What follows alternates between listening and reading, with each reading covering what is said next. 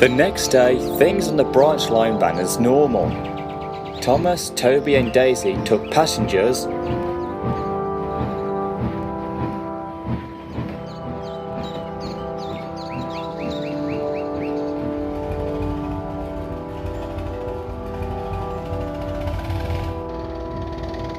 while Percy was shunting in the yard.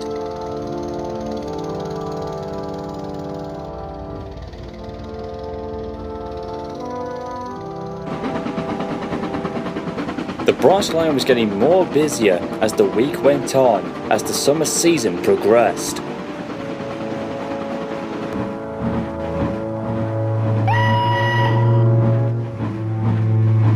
Thomas soon had to do some yard shunting, while Percy took over in pulling his coaches.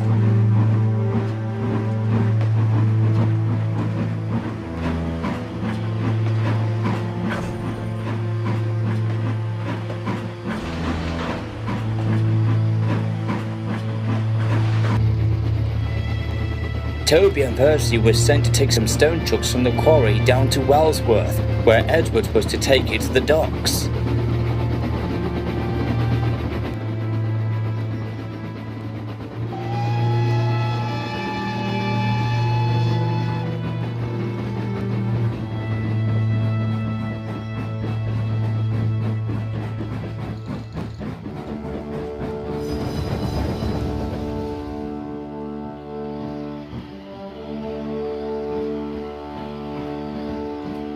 As they watched the train depart, the subject on Timothy began to play on their minds again.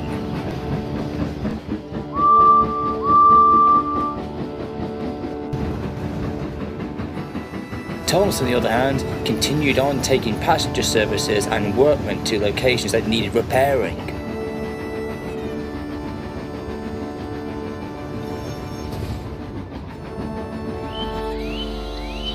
By the time the week had gone, the engines were totally exhausted.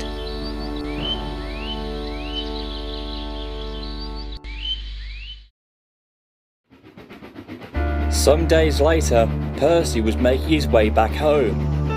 He followed the same shortcut, passing Crow's Farms crossing and going through green signals.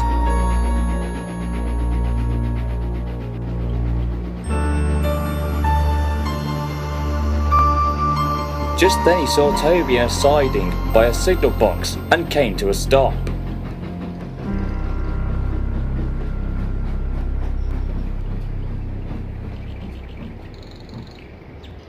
Hey Toby, what are you doing out here at this time of evening? I've been here for hours. The points are jammed so I can't go anywhere. My driver's calling for help and a group of workmen are coming to mend the failed points.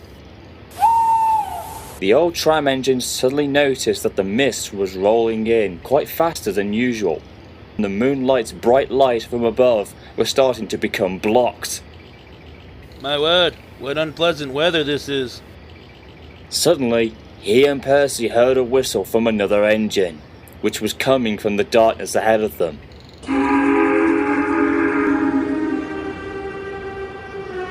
It was then heard again, followed by an echoing voice. Children! Children! Bless my bell. It can't be. I like children. I like children.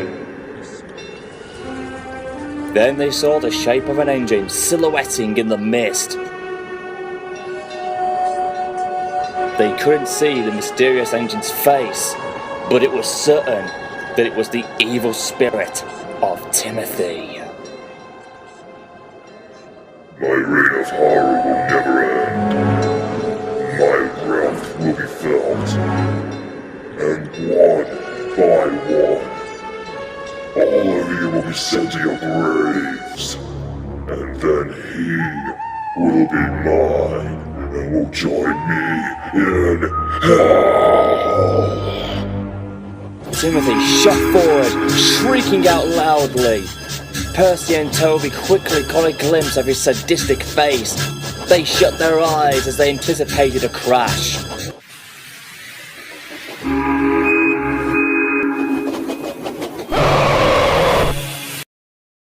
total silence fell.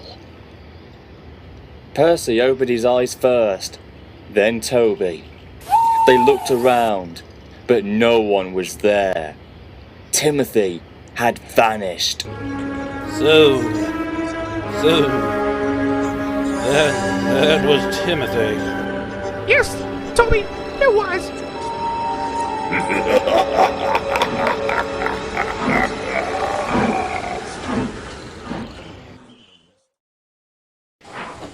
News of the encounter of Timothy's ghost soon spread down the line. But Percy and Toby were not the only ones who had caught sight of him. During the weekend, witnesses who were waiting for Thomas's evening train claimed to have seen Timothy, mostly scaring them and their children, as well as station staff and workmen.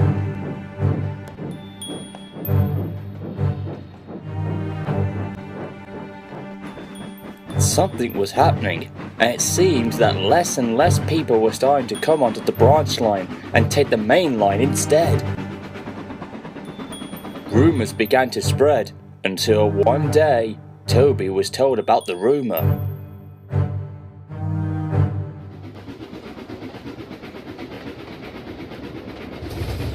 Later that evening, the old tram engine explained all this to Percy. Looks like your driver was right about the story of Timothy. The branch line has lost many visitors. It looks like Timothy's ghost has been scaring them away. The driver says he comes running through the darkness as a warning to others. But what's with the warning? Who is he after, and what's his purpose in haunting our line? Oh, that makes me shudder to think of it. Oh my goodness! If the story that my driver's mentioned is true, then all this time we've been running the branch line that has been haunted after all this time with an evil ghost that he never heard of. Fine rain fell, with a slight hear of thunder and lightning. For the rest of the night, it rained, and it would continue to do so for a couple of days.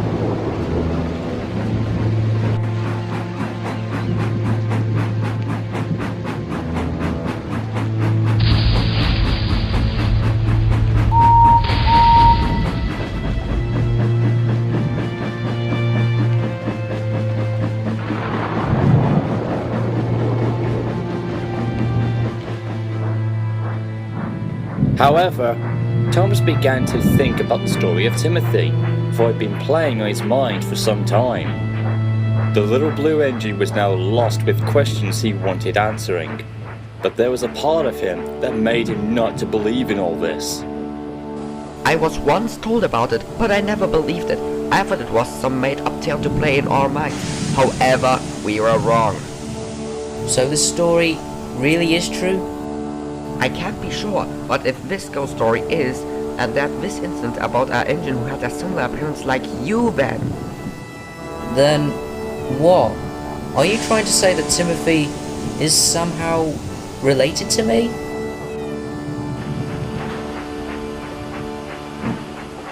For the rest of the afternoon, Thomas quietly worked and said nothing to anyone.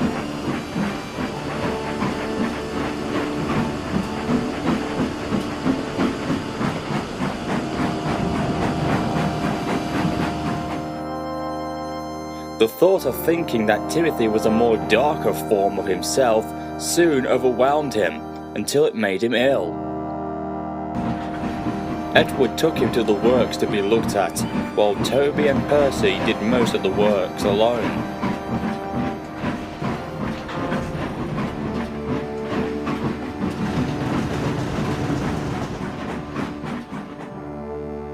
Several weeks had passed, and there seemed to be no more signs of Timothy's evil spirit. But as the old saying goes, this was just the calm before the storm.